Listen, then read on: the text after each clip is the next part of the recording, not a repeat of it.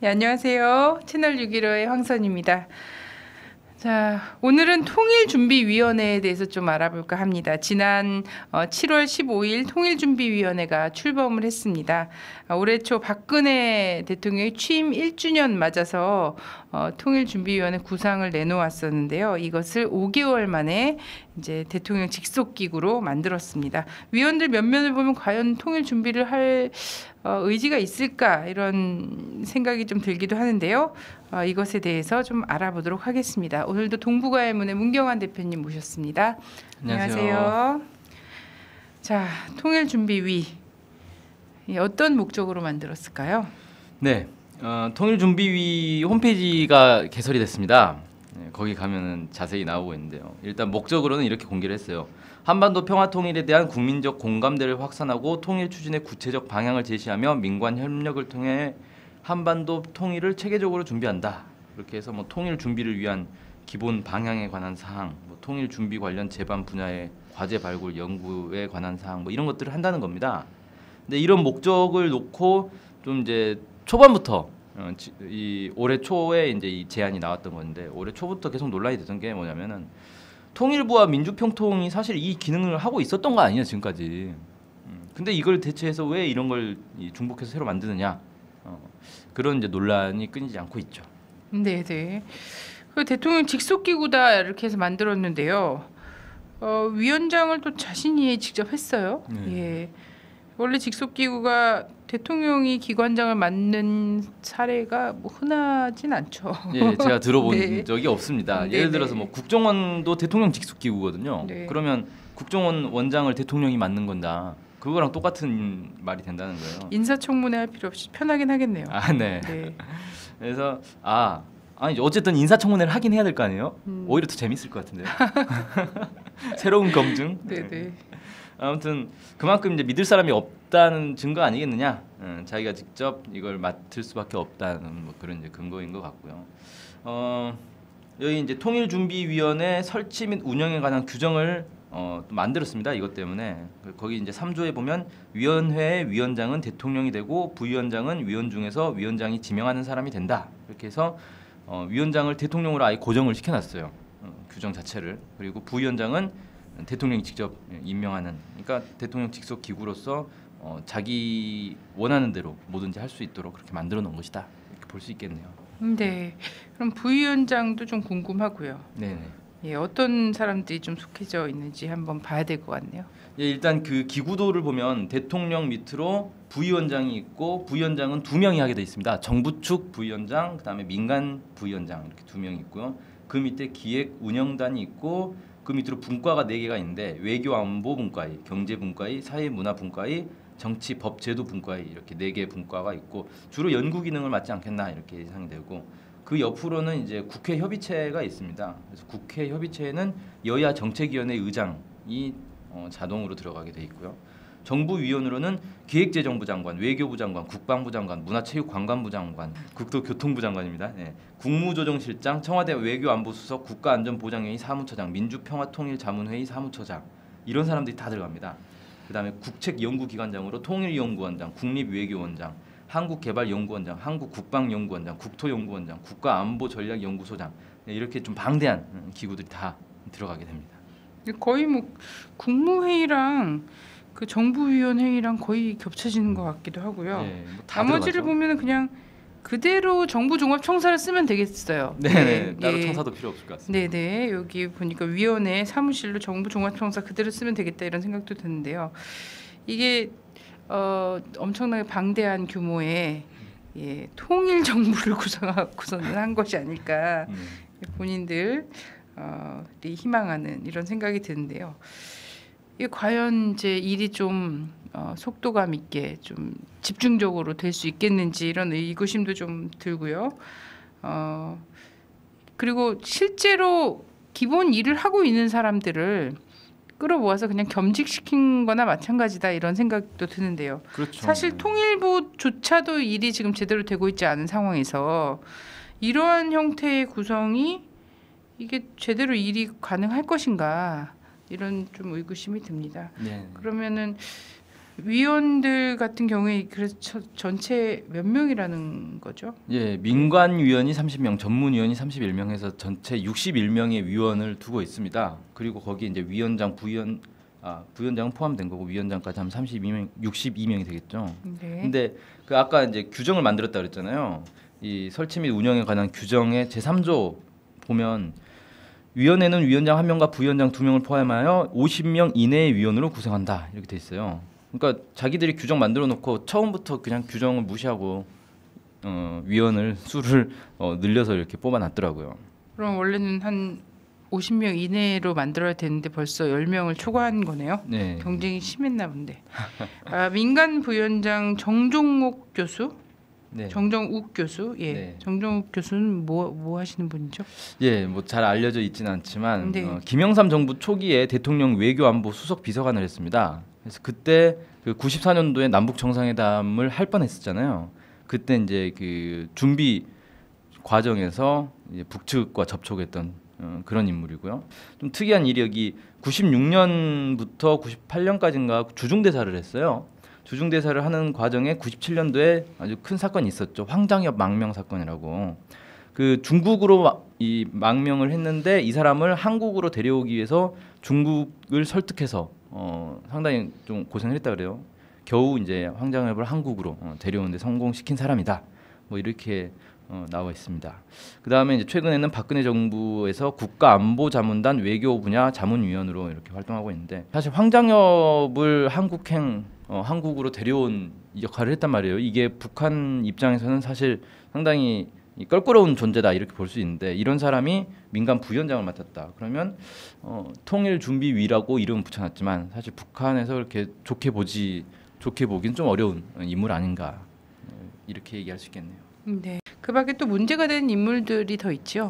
네, 뭐 62명이나 되니까 뭐 네. 그중에서 이제 찾아보면 여러 명이 있는데 몇 명만 좀 뽑아봤습니다. 좀 유명한 사람으로만 일단 고영환 국가안보전략연구소 실장. 이 사람은 좀 유명한 사람이죠. 탈북자 출신이에요. 탈북자 출신인데 국책연구소 이제 실장이 돼서 좀 이제 논란이 됐었는데 이 사람 방송에도 자주 나왔기 때문에 아마 이 검색해 보시면 방송 나와서 어떤 얘기들 주로 하는지 알 수 있을 겁니다. 북한 지도부에 대해서도 그렇고 뭐 북한에 대해서 아주 이 반북적인 적대적인 발언들을 많이 한 사람이죠. 이런 사람이 통일을 위해서 어떤 역할을 할 수 있을까 뭐 좀 의문이 되고요. 그다음 또 유명한 사람 박세일 한반도 선진화재단 상임 고문 이 사람도 좀 유명하죠. 이 사람 이제 그 발언 중에 이런 얘기도 있어요.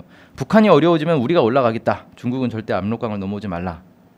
그러니까 이게 그 한미 그 작전 계획에 있는 얘기 아닙니까? 북한에 급변 사태가 생기면 점령한다. 군대 동원해서 그 얘기를 한 거예요. 그 다음에 뭐 일본에 대해서도 이런 얘기도 한 적이 있어요. 일본이 과거사를 반성하든 안 하든 신경 안 쓴다. 뭐 이런 얘기를 한 적이 있었고요. 이승만 전 대통령에 대해서도 독특한 평가를 했죠. 공이 9, 과는 1. 그래서 공이 많은 사람인데 왜 역사적으로 제대로 대접을 안 해주느냐, 평가를 안 해주느냐 이런 이제 주장을 한 적이 있는데 쉽게 말해서 좀 이제 극우 반북적인 성향을 가진 사람이다. 뭐 이렇게 얘기할 수 있겠죠. 그 밖에 또 한승주 한미협회 회장도 지금 위원으로 들어가 있는데요. 한미협회라는 데가 이제 민간 단체인데 한미 동맹을 좀 이제 맹신하는 단체 뭐 이렇게 좀 평가할 수 있습니다. 그래서 주로 하는 활동이 미국인들 초청해서 뭐 강연 열고 주한미군 뭐 위문 행사 다니고 뭐 이런 활동하는 데인데 여기 회장으로 있는 사람도 위원으로 들어가 있고요. 그다음에 그 진창수 세종연구소 일본연구센터장이 있는데 이 사람은 어떤 사람이냐면 지난해 교도통신과 인터뷰한 내용이 있어요. 한번 보니까 한일 사이의 방위 교류와 공동훈련 등 실질적 협력을 추진하기 위해서라도 한일 군사정보 보호협정 체결이 필요하다. 국민 동의를 빨리 얻어야 된다. 이런 이제 얘기를 한 게 있습니다.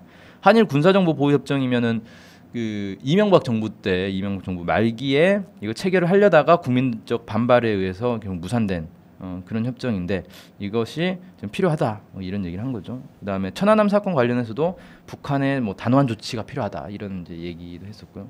장성택이 그때 당시에 이제 상당히 좀 이 부상하고 있었는데 여기에 맞춰서 유사 사태에 대한 전략적 대응을 마련해야 된다. 이런 얘기도 있어요. 이게 무슨 얘기겠습니까? 이 내막을 분석을 해보면 결국 장성택이 좀 급부상하고 있는데 이 사람이 정권을 쥘 수도 있지 않겠느냐. 거기에 맞는 전략적 대응을 마련해야 된다. 이런 이제 얘기를 한 거죠. 쉽게 말해서 북한 내 어떤 쿠데타와 같은 상황을 준비해야 된다. 이런 발언을 한 건데 이런 이제 인물이 위원으로 들어가 있다.